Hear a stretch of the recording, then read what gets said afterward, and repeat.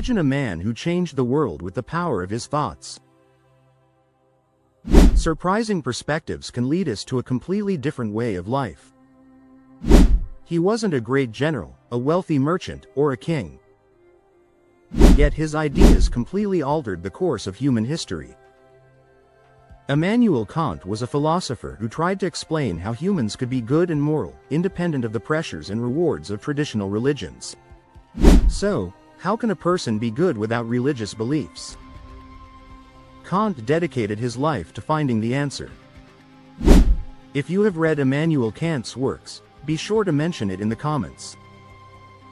Immanuel Kant was a philosopher who sought to understand how people could be good and kind, independent of the exaltations and incentives of traditional religions. He was born in 1724 in the city of Königsberg, located on the shores of the Baltic Sea, which was then part of Prussia and is now known as Kaliningrad, Russia. Kant's family was very modest. His father was a saddler. Kant never had much money, but he happily accepted this and lived a humble life. However, he didn't achieve full-time professorship or moderate prosperity until his 50s. His family held deep religious beliefs and was quite strict. Although Kant did not adhere to traditional religious beliefs in his later life, he was aware of how much religion helped his family cope with hardships and recognized the importance of religion in promoting social harmony and cohesion.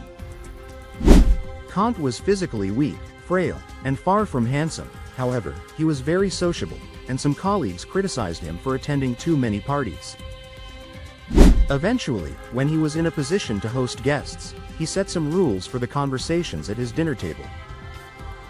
When a dinner party started, he would ask people to share what had been happening recently.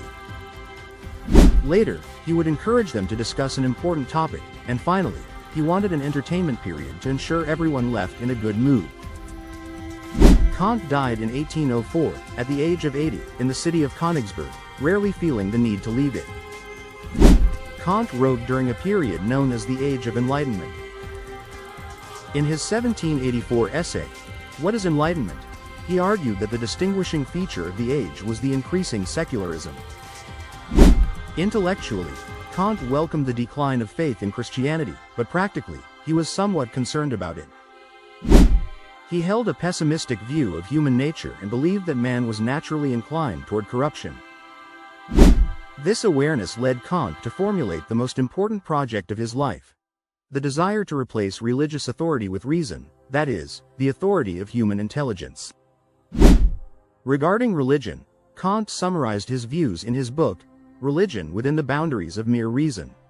Here, he acknowledged that while historical religions were wrong in their beliefs, they had correctly identified the need to encourage moral behavior. In this context, perhaps Kant's most well-known idea emerged: the categorical imperative. This intriguing term was first used in Kant's Groundwork of the Metaphysics of Morals. The categorical imperative requires us to think about whether an action can be universally applied when evaluating whether it is ethical. Kant explains this idea as follows: act in such a way that your action could become a universal law. This was essentially a more formal expression of an idea that appears in many religions. Kant was offering a practical way to test the morality of an action. He wanted us to imagine whether the action could be generally applied and whether we would accept being the victim of that action. For example, stealing a few sheets of paper from work might seem like a small thing. But if everyone did this, more security would be required for cupboards and social order. Similarly, you might think it's acceptable to have an affair and keep it a secret from your partner. But the categorical imperative rejects this, because then you would have to accept your partner secretly having an affair with someone else. The categorical imperative is designed to change our perspective and help us see our actions from a broader viewpoint. In this way, we can discern the limits of our behavior. Kant expressed the core idea of the categorical imperative in another way: treat people as ends, not as means. This was intended as a principle to replace the Christian command to love your neighbor. According to Kant, treating a person as an end means acknowledging that they are seeking happiness in their own life and deserve justice and good treatment. The categorical imperative, as Kant argued, is the voice of our rational self. It is what we truly believe when we think logically. It is a rule given to us by our reason. Kant expanded the idea of the categorical imperative into the political realm. Kant believed that the primary duty of the government was to ensure freedom. However, he realized that there was a serious flaw in the simple definition of freedom. Freedom should not just mean the ability to do what we want. We are only free when we behave in a way that aligns with our best nature. If we fall under the control of our desires or the desires of others, we become slaves. Kant explained this situation as follows: freedom always takes place only under the laws of reason. In other words, freedom is not the absence of government. A free society is not one that offers people more opportunities to do what they want, but one that makes everyone more rational. A good state represents the rational side of all of us. The government is governed by a will that has universal validity, and under this will, everyone can be free. Therefore, ideally, the government is the external and institutionalized expression of our best selves. In 1793, Kant published a major work on beauty and art, Critique of Judgment. For a thinker focused on political and moral issues, this might seem like a deviation. However, for Kant, his thoughts on art and beauty were the cornerstones of his entire philosophy. Kant believed that life was a constant struggle between our better selves and our passions, between duty and pleasure. For Kant, beauty was something that affected us in a very special and important way. Kant especially loved roses, vine plants, apple trees, and birds.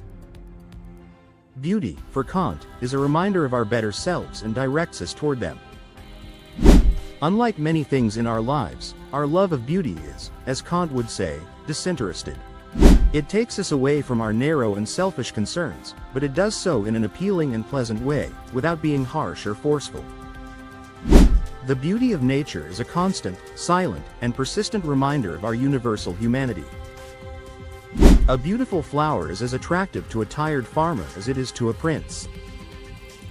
The graceful flight of a swallow is as delightful to a child as it is to the most knowledgeable professor. According to Kant, the role of art is to embody the most important ethical ideas. Art is a natural extension of philosophy. Kant believed that art should always be present before us, so we can benefit from living examples and unforgettable symbols of good behavior, and keep our wayward sides in check. Kant's books were dense, abstract, and highly intellectual, but they depicted a project of great significance that still holds importance today.